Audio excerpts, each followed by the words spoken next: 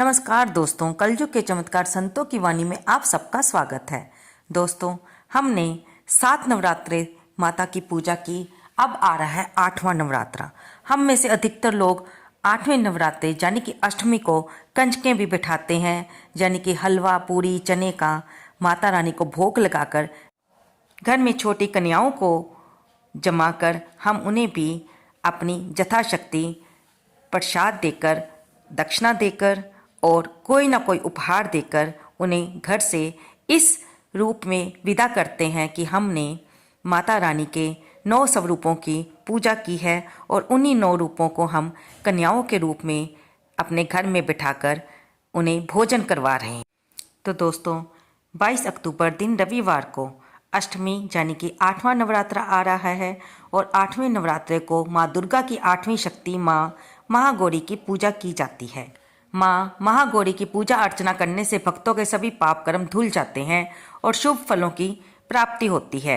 आइए जानते हैं कि माँ का स्वरूप कैसा है।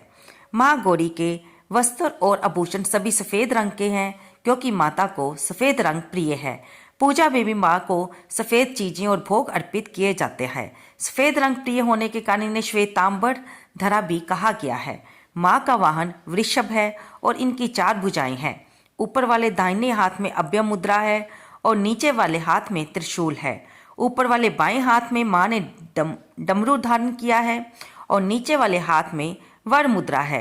माँ की पूरी मुद्रा बहुत शांत है और माँ का पूजा मंत्र है, या देवी सर्वभूतेषु माँ गौरी रूपेण संस्थिता नमस्तस्ये नमस्तस्ये नमस्तस्ये नमो नमः।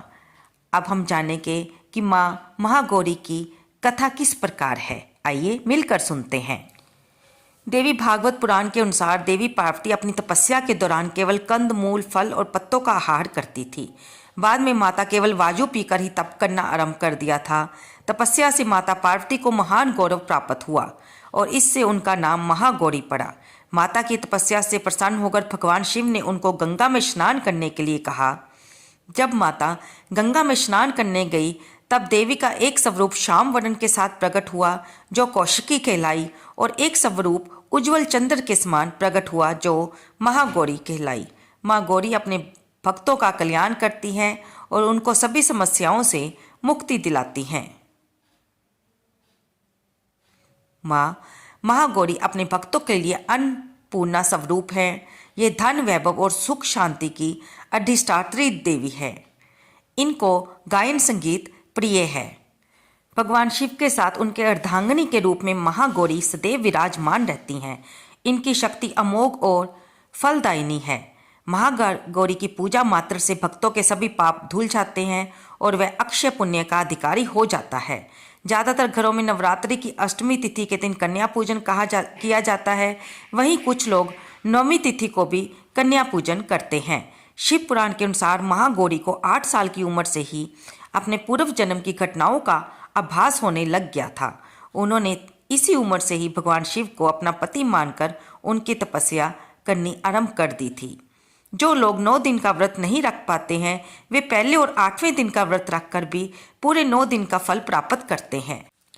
अष्टमी तिथि के दिन नारियल का भोग लगाने की भी परंपरा है। भोग लगाने के बाद नारियल को प्रसाद रूप में बांटा जाता है। जिन लोगों ने अपने घर में अखंड ज्योत जगाई होती है उन्होंने नारियल की भी जल के कलश के ऊपर स्थापना की है। जैसे कि आपने मुझे खेतरी बीजते हुए पहले दिन की पहले पार्ट में पहले नवरात्रि को देखा था, उस प्रकार ज़्यादातर भक्तजन जो कि अखंड ज्योत जगाते हैं वे कलश पर नारियल की स्थापना अवश्य करते हैं।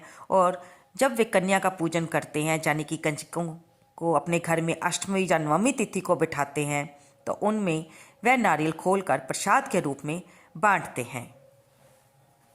तो दोस्तों, ये थी माता महागौरी की कथा और अब हम सुनेंगे श्री चमनलाल भारद्वाज जी द्वारा सुनाई गई श्री दुर्गा स्तुति।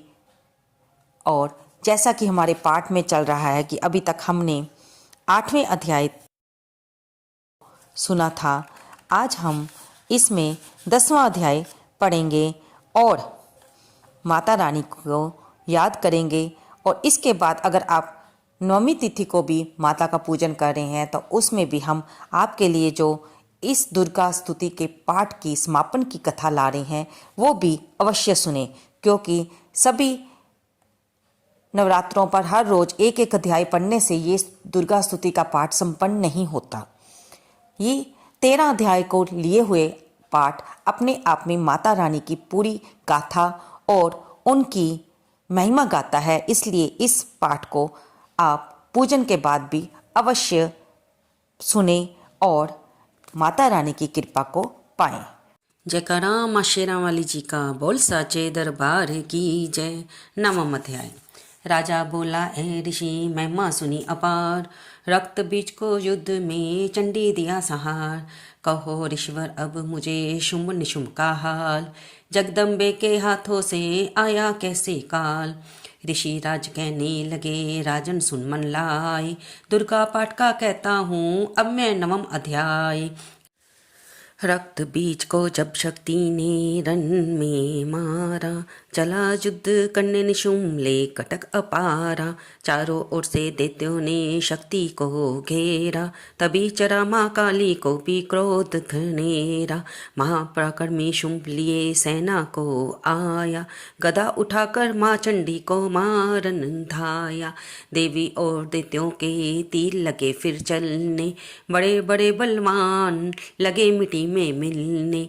रन में लगी चमकने वो तीखी तलवारें, चारों तरफ लगी होने भयंकर ललकारे। दैत्य लगा रणभूमि में माया दिखलाने, एक से लगा अनेक वह अपने रूप बनाने। चंडी काली अम्बा ने त्रिशूल चलाए, क्षण भर में वह योद्धा सारे मार गिराए। शुंभ ने अपनी गदा कुमा देवी पर डाली, काली ने तीखी त्रिशूल से काट वह डाली। सी चढ़ी अम्बा ने कल पर ले दिखलाई, चंडी के खंडे ने हाहाकार मचाई। भर भर खप्पर दैत्यों का लहू पी गई काली, पृथ्वी और आकाश में छाई खून की लाली। अष्टभुजी ने शुंभ के सीने मारा भाला, दैत्य को मूर्छित करके उसे पृथ्वी पर डाला। शुंभ गिरा तो चला निशुंभ भरा मन क्रोधा, अठास कर गरजा वह बलशाली योद्धा। अष्टभुजी ने दैत्य की मारा छाती तीर, हुआ प्रगट फिर दूसरा छाती से बलबीर। बड़ा वह दुर्गा की तरफ हाथ लिए हथियार, खड़ग लिए चंडी बड़ी किए दैत्य सहार। शिवदूती ने खा लिए सेना के सब वीर, कौमारी छोड़े तभी धनुष्य लाखों तीर। ब्रह्माणी ने मंत्र पर फेंका उन पर नीर, भस्म हुई सेना सभी देवन बांधा धीर। सेना सहित निशुंभ का हुआ रण में सहार, त्रिलोकी में मच गया माँ का जय जयकार। दास नवम अध्याय की कथा कही सुखसार, पाठ मात्र से ही मिटे भीषण कष्ट अपार। तो दोस्तों, जहाँ पर हमारा नवम अध्याय समाप्त होता है, इसके साथ ही हम आज 10वां अध्याय भी सुनेंगे और साथ साथ पढ़ेंगे।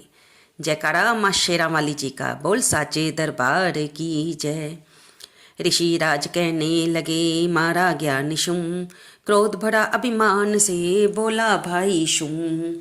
अरि चतुर दुर्गा तुझे लाज जरा ना आए, करती है अभिमान तू बल औरों का पाए। जगदाती बोली तभी दुष्ट तेरा अभिमान, मेरी शक्ति को भला सके कहाँ पहचान। मेरा ही त्रिलोक में है सारा विस्तार, मैंने ही उपजाया है ये सारा संसार। चंडी काली इंद्री सभी मेरा रूप, एक हूँ मैं अंबिका मेरे सभी स्वरूप। मैं ही अपने रूपों में एक जान हूँ, अकेली माँ शक्ति बलवान हूँ। चढ़ी सी पर दाती ललकारती, भयानक अति रूप थी धारती। बड़ा शुंभ आगे गरजता हुआ, गदा को घुमाता तर्जता हुआ। तमाशा लगे देखने देवता, अकेला असुर राज था लड़ रहा।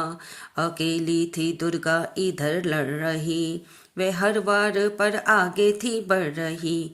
असुर ने चलाए हजारों ही तीर, जरा भी हुई ना मैं मैया अधीर।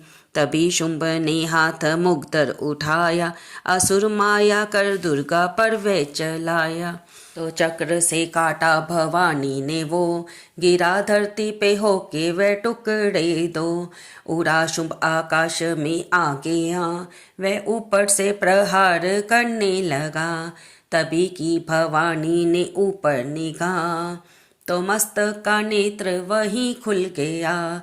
हुई ज्वाला उत्पन्न बनी चंडी वो, उड़ी वायु में देख पाखंडी को। फिर आकाश में युद्ध भयंकर हुआ, वहाँ चंडी से शुंभ लड़ता रहा। मारा रणचंडी ने तब थप्पड़ एक महान, हुआ मूर्छित धरती पे गिरा शुंभ बलवान। जल्दी उठकर हो खड़ा किया घोर संग्राम, दैत्य के उस पराक्रम से कांपे देव तमाम। बड़ा क्रोध में अपना मुंह खोल कर, गरज कर भयानक शब्द बोल कर, लगा कहने कच्चा चबा जाऊंगा, निशा आज तेरा मिटा जाऊंगा। क्या सन्मुख मेरे तेरी औकात है, तरस करता हूँ नारी की जात है। मगर तूने सेना मिटाई मेरी, आगन क्रोध तूने बढ़ाई मेरी। मेरे हाथों से बचने ना पाओगी, मेरे पाँव के नीचे पिस जाओगी। ये कहता हुआ दैत्य आगे बढ़ा, भवानी को ये देख गुस्सा चढ़ा। चलाया वो त्रिशूल ललकार कर, गिरा कट के सिर दैत्य का धरती पर। किया दुष्ट असुरों का माने संहार, सभी देवताओं ने किया जय जयकार। खुशी से वे गंधर्व गाने लगे, नृत्य करके माँ को रिझाने लगे। दास चरणों में सिर झुकाते रहे, वे वरदान मैया से पाते रहे। यही पाठ है 10वें अध्याय का, जो प्रीति से पर श्रद्धा से गाएगा, वह जगदम्बे की भक्ति को पा जाएगा। शरण में जो मैया की आ जाएगा। आदि भवानी की कृपा मनोकामना पाई, दास जो दुर्गा पाठ को पढ़े सुने और गाए।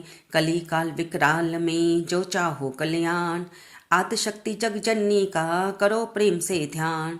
श्री दुर्गा स्तुति का करो पाठ दास दिन रैन, कृपा से आदि भवानी की मिलेगा सच्चा चैन। तो दोस्तों, जहाँ पर हमारा 10वां अध्याय भी समाप्त होता है। जयकारा माँ महागौरी जी का, बोल साचे दरबार की जय। आपको ये वीडियो कैसी लगी, कृपया से लाइक करें, शेयर करें और इस चैनल को सब्सक्राइब कर लें अगर आप मेरे चैनल पर नए हैं। और कमेंट बॉक्स में जय माता दी लिखना बिल्कुल ना भूलें। आप हमारे वीडियो को सुनते हुए अपना कीमती समय देते हैं, इसके लिए आप सबका बहुत बहुत धन्यवाद।